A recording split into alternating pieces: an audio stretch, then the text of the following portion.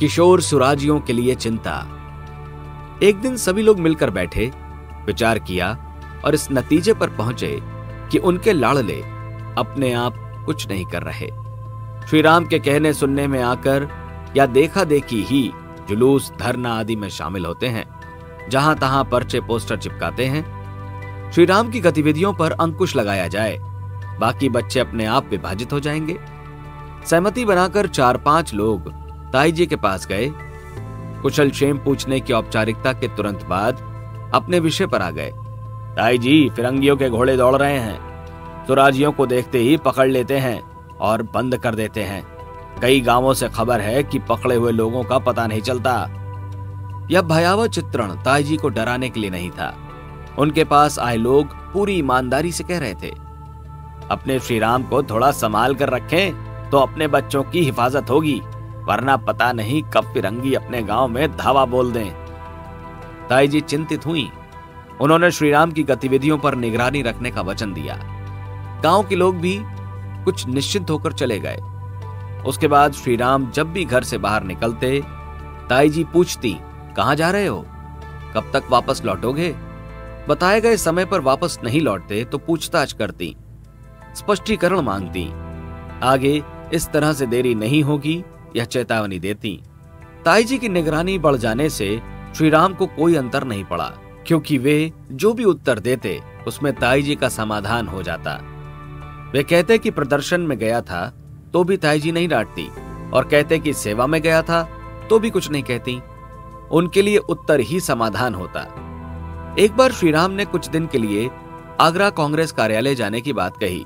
मां ने मना कर दिया। सोचते रहे कि मां की अवज्ञा कैसे की जाए, करें या ना करें।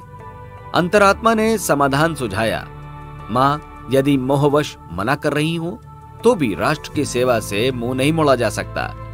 इस प्रतिबंध की अवहेलना क्षम्य है। इसके बाद उपयुक्त अवसर की ताक में रहे।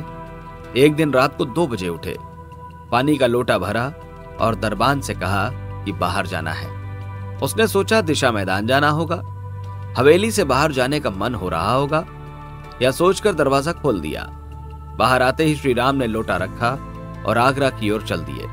रात भर चलते रहे, सीधा रास्ता न पकड़कर यहां वहां चिपते चिपाते आगरा पहुंचे।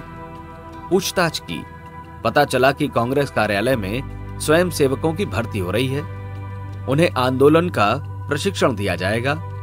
शिविर भी लगे हाथों शुरू होने वाला है। श्री राम भर्ती हो गए।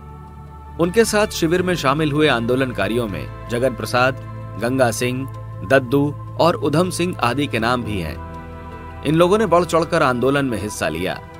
पंडित नत्थीलाल शर्मा, राम नारायण शिवहरे और वासुदेव गुप्त भी उसी शिविर में थे। स्वयं सेवकों के इस शिविर में अनुभवी आंदोलनकारी युवकों को जनसंपर्क करना सिखाते थे। पंपलेट तैयार करना, पोस्टर बनाना, सभाएं करना और आंदोलन का माहौल बनाना शिविर के विषय होते। श्री राम ने 1 सप्ताह के शिविर में ये बातें अच्छी तरह सीखी। इस बीच आंवलखेड़ा में अपनी मां के पास उन्होंने सूचना भी भिजवाई कि वे कुशल हैं, प्रशिक्षण लेकर तुरंत वापस आ जाएंगे। यह सूचना शिविर में भर्ती होते ही व्यवस्था देख रहे एक वरिष्ठ कार्यकर्ता से कहकर तुरंत भिजवा दी थी। उधर ताई जी ने खाना पीना सब छोड़ दिया था। सूचना पाकर वे निश्चिंत हुई।